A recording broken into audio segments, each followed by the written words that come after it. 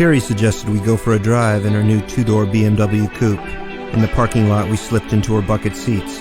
Carrie took over from there.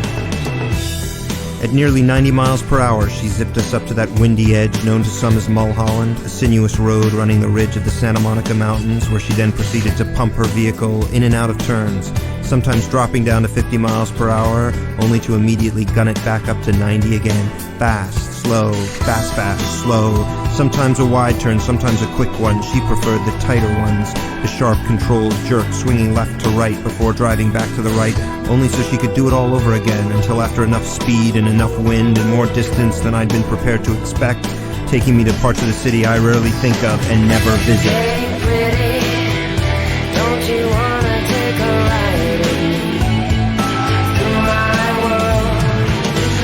Hey, pretty, don't you wanna kick and slide through my world? I can't remember the inane things I started babbling about then. I know it didn't really matter. She wasn't listening. She just yanked up on the emergency brake, dropped her seat back, and told me to lie on top of her.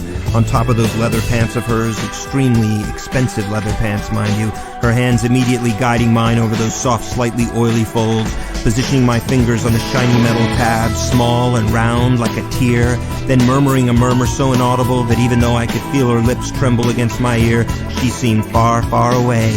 Pinch it, she'd said, which I did, lightly, until she also said pull it, which I also did, gently parting the teeth one at a time, down, under, and beneath, the longest unzipping of my life. Hey, pretty, don't you wanna take a ride with me through my world? Hey, pretty, don't you wanna kick and slide through my world?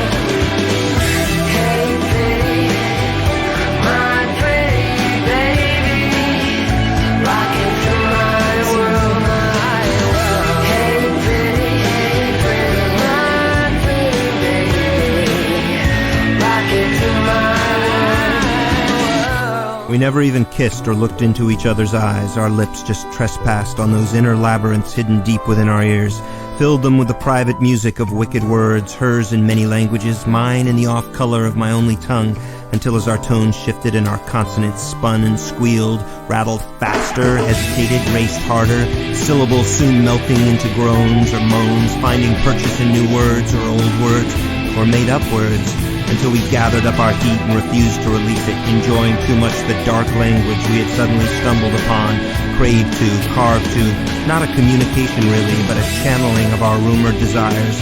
Hers, for all I know, gone to black forests and wolves, mine banging back to the familiar form, that great revenant mystery I still could only hear the shape of, which in spite of our separate lusts and individual cries still continued to drive us deeper into stranger tones, our mutual desire to keep gripping the burn, fueled by sound, hers screeching, mine. I didn't hear mine, only hers, probably counterpointing mine, a high-pitched cry, then a whisper dropping unexpectedly to practically a bark, a grunt, whatever, no sense anymore, and suddenly no more curves either, just the straightaway. Too bad dark languages rarely survive. Das nicht zu Hause sein.